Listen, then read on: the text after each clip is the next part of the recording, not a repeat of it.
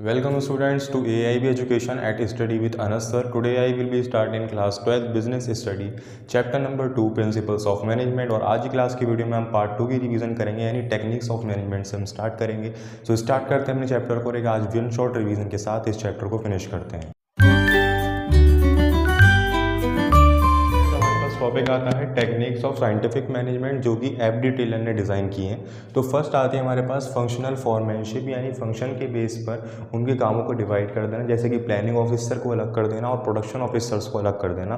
कि planning officers का सिर्फ काम क्या है, प्लानिंग करना, मैनेजमेंट बनाना, और प्रोडक्शन ऑफिसर का प्रोडक्शन के ऊपर ध्यान रखना। तो बेसिकली जब हम काम का डिवीज़न कर देते हैं तो हमारा काम और बेटर वे में हो जाता है, यानी कि डिपार्टमेंटलाइजेशन कर देते हैं। तब सेकेंड आता है स्टैंडर्डाइजेशन एंड सिंप्लीकेशन। देखिए स्टैंडर्डाइजेशन डिफाइन करता है हमारे रॉ मटेरियल वगैरह से, जो जितना भी हमारी कंपनी में रॉ मटेरियल लगता है, चाहे वो जो भी चीज़ बनाने में लगे, उसको डिफाइन करना। देन सिंप्लीकेशन का मतलब ये है कि हमारी कंपनियां आखिर एक्चुअल में बनाती क्या है।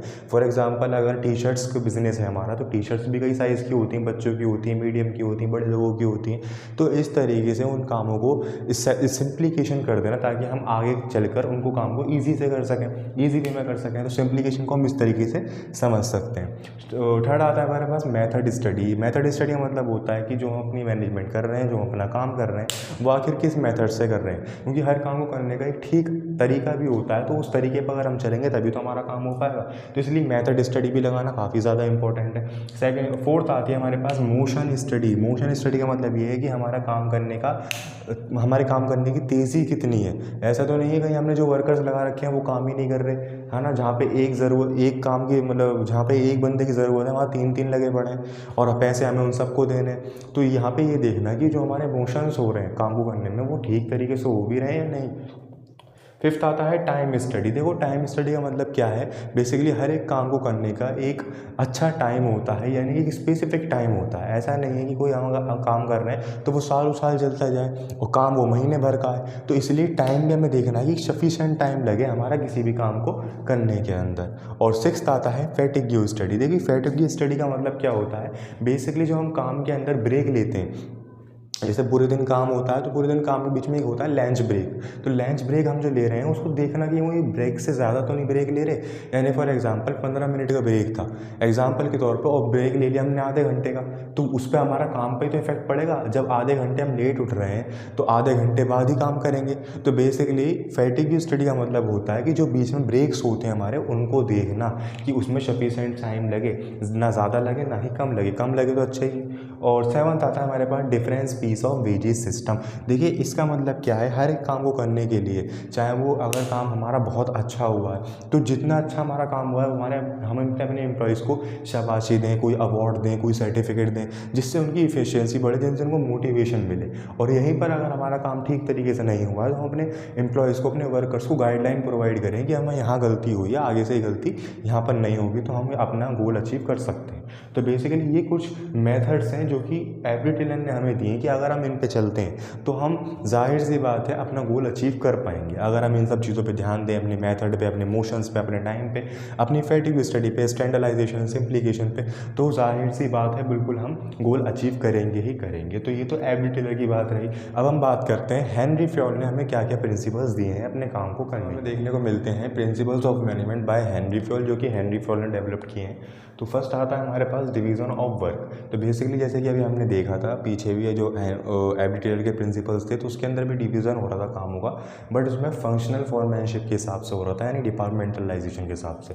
अब बात करते हैं स्टाफिंग की। देखिए स्टाफिंग के अंदर जो हम काम डिवाइड करते हैं तो वो हर एक की कैपेबिलिटी के हिसाब से करते हैं, हर एक की एबिलिटी के हिसाब से करते हैं। तो उसी के हिसाब से हम यहाँ पर डिवीज़न करना है अपने काम का।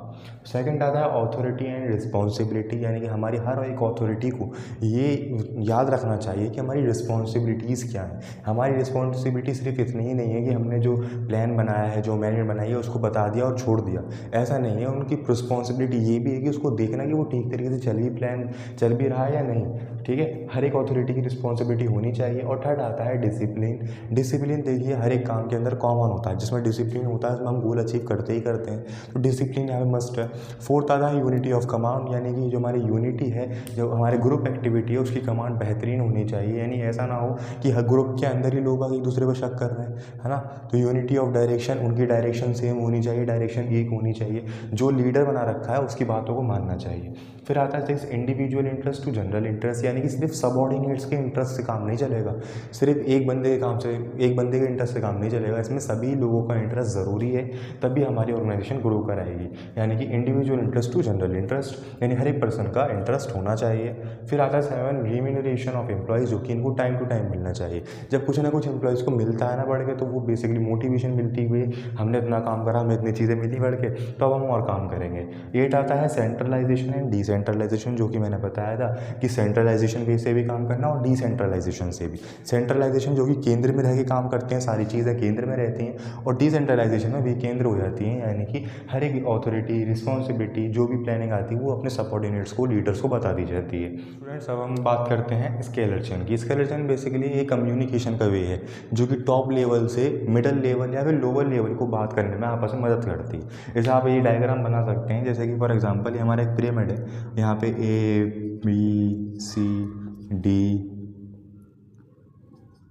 ई, ठीक है। अब जैसे कि फॉर एग्जांपल बी को डी से बात करनी है, तो बी पहले कहाँ जाएगा, सी के पास जाएगा, सी डी के पास जाएगा, फिर डी किसके पास जाएगा, ई ए, यानी कि ऐसा लंबा प्रोसेस चलता रहेगा हमारा।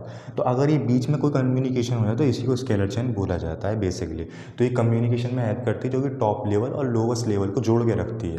फिर आता है हमारे पास ऑर्डर मेंटेन्स करना और स्टेबिलिटी रखना, ये सब जो है वो छोटे छोटे पॉइंट्स हैं। इंटरएक्टिविटीज़ रखना, और थर्ड आता है एस्पिरिट डी कॉर्प्स, जिसको हमें समझना ज़रूरी है। इसका मतलब ये क्या है कि हमें टीम के साथ करना है, हम टीम की अहमियत को समझें, यानी कि हर एक महत्व को समझें। ऐसा नहीं समझें कि जो मैं करूँगा तो तभी वो काम होगा, ऐसा नहीं समझना चाहिए। हमें सबकी इंपॉर्टेंस को समझना है, एक तरह से टीम वर्क को समझना है। तो एस्पिरिट डी कॉर्प्स के अंदर ये आते हैं। तो प्रिंसिपल ऑफ मैनेजमेंट जो हेनरी फोर्ड ने डिफाइन किए हैं वो यही हैं सारे हमारे यहाँ कंप्लीट। क्लास की वीडियो में इतना ही। नेक्स्ट क्लास से हम स्टार्ट करेंगे चैप्टर नंबर 3 बिजनेस एनवायरनमेंट, और कोशिश करेंगे कि उसकी 1 शॉर्ट रिवीजन एक ही वीडियो में कंप्लीट हो जाए। अदरवाइज अगर आपको आज की क्लास की वीडियो में या फिर फर्स्ट पार्ट की वीडियो में कोई भी डाउट हो तो आप मुझे कमेंट सेक्शन में ज़रूर बताएं। हम नेक्स्ट क्लास से स्टार्ट करेंगे अपने chapter number 3 business environment. Thank you.